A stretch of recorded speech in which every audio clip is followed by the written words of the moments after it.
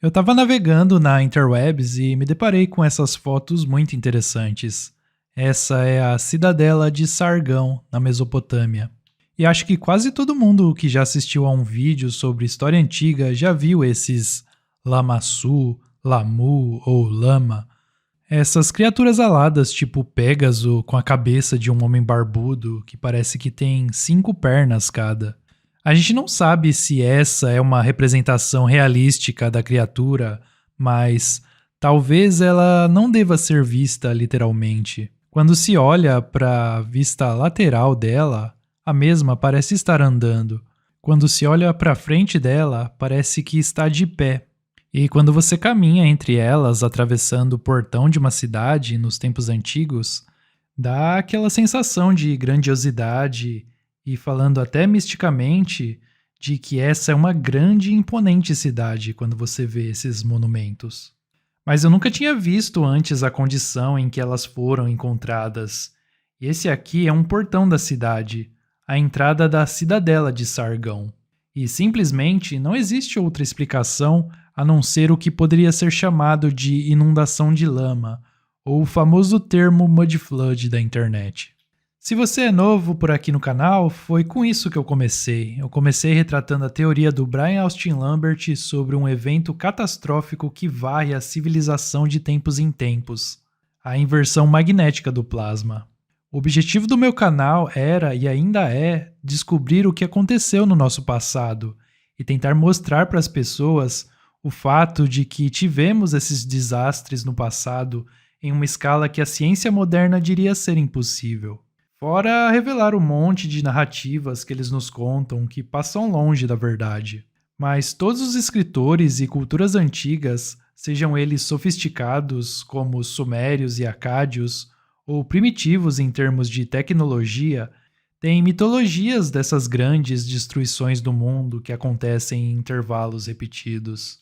Agora, como essas destruições deixaram inúmeros monumentos antigos envoltos em uma camada sólida de lama, a internet basicamente deu o nome de Mud Flood, a inundação de lama.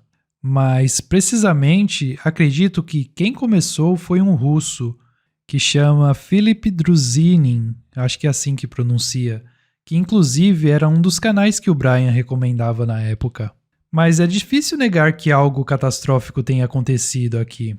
Os arqueólogos dizem que isso se deve às camadas culturais que se acumulam lentamente ao longo do tempo. E num local como esse, eu quase poderia acreditar nisso, porque não existe um monte de pedras.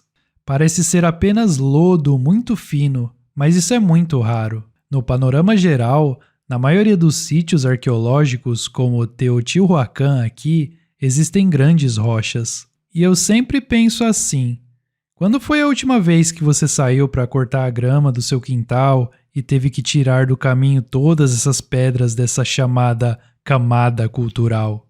Pois é, essas pedras enormes não são deslocadas e depois depositadas em outro lugar sem uma enorme quantidade de energia. Infelizmente, foi isso que aconteceu com quem diz que pesquisa sobre inundações de lama. Na internet, tem apenas um punhado de pessoas que percebeu esse problema. O canal New Earth da Sylvie é um dos principais. E cerca de 2 semanas depois da postagem, as pessoas já tinham resolvido tudo. Não foi necessária nenhuma investigação mais aprofundada. Para essas pessoas, foi só que existia uma raça perdida de tartarianos tecnologicamente avançados que construiu tudo ao redor do mundo todo. Daí então, o mundo inteiro foi coberto de lama. Ponto final, fim da história. Mas vamos falar sobre a Tartária.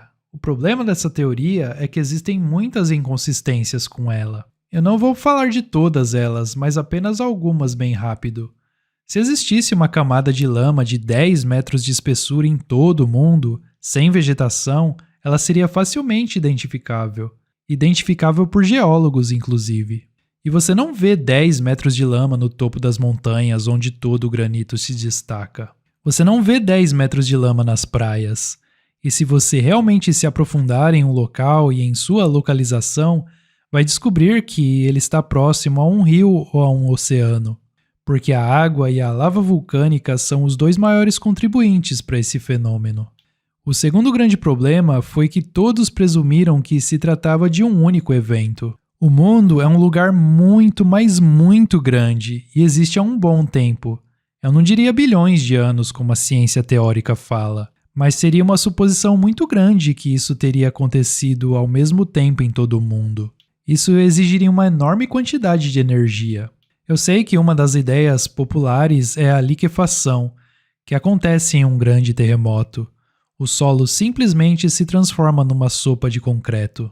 Mas tá vendo como isso daqui tá perfeitamente vertical? Ambos estão perfeitamente verticais. As colunas de cada lado do arco e o arco em si estão intactos.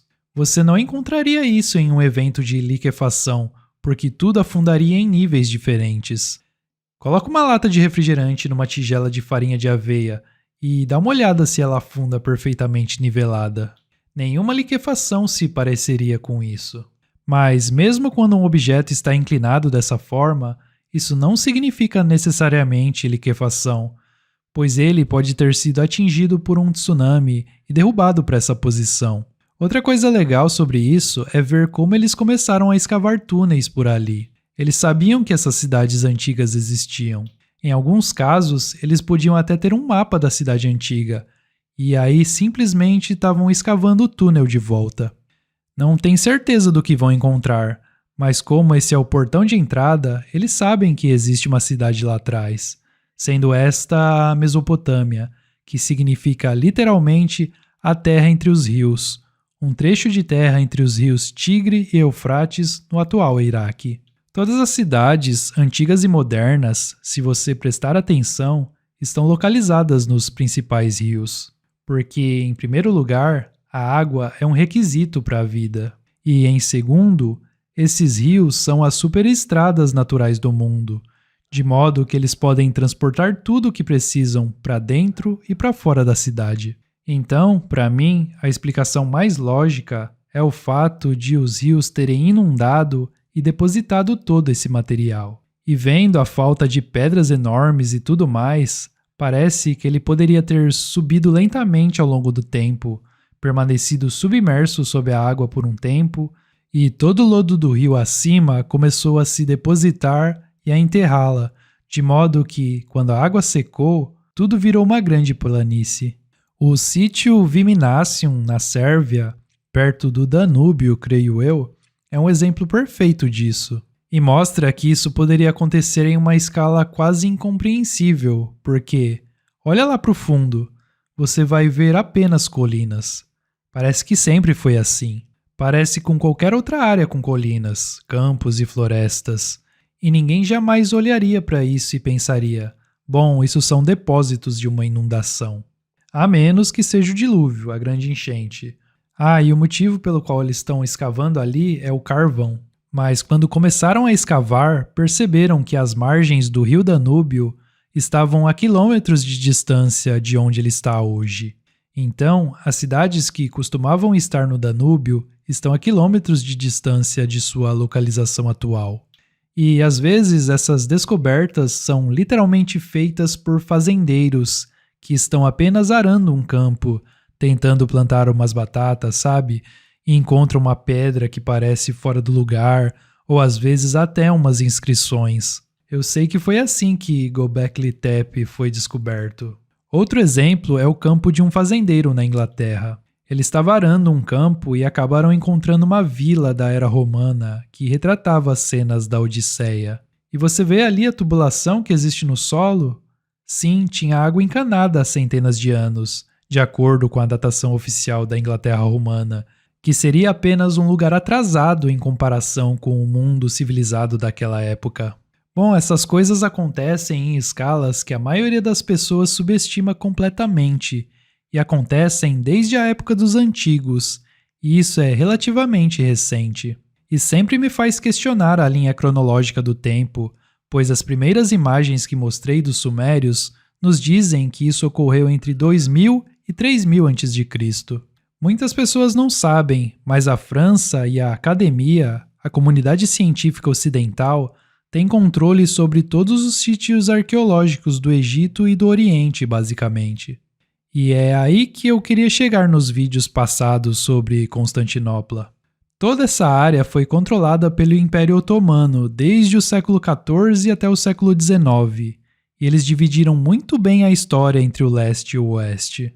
E dizem que, de alguma forma, Constantinopla foi a maior cidade do mundo por 1000 anos. Então, por que ela não é famosa como Roma? Porque todo mundo já ouviu histórias sobre Roma e as pessoas que existiam lá, mas Constantinopla, que existiu por 5 vezes mais tempo, não temos nenhuma história. Existem Constantino e Justiniano, mas nunca se ouviu falar de nenhum outro cara. Para mim, parece que eles pegaram os governantes locais e, você sabe, as pessoas que tinham controle local das áreas e simplesmente disseram: bem, ok, esse foi o imperador bizantino por tantos anos. Mas quando olhamos para esse mapa do século XIV, vemos algumas coisas realmente interessantes, como as 2 principais cidades que eles mostram aqui, Esparta e Atenas, e eles ainda chamam a Grécia de Macedônia, o nome antigo. Bem, Atenas caiu em 404 a.C. e Esparta em 371 a.C., segundo a datação oficial. Então estamos falando de 800 anos antes da queda do Império Romano na datação oficial, e depois de 1000 anos de controle bizantino, e essas 2 cidades ainda são relevantes no século XIV. Olhando um pouco mais para o leste, eles ainda estão usando o antigo nome Capadócia para Anatólia, na Turquia. E os aficionados por geografia podem notar que falta algo que provavelmente deveria estar nesse mapa, como a cidade de Constantinopla, a cidade mais rica e importante por 1000 anos, que nem sequer apareceu nesse mapa no século XIV.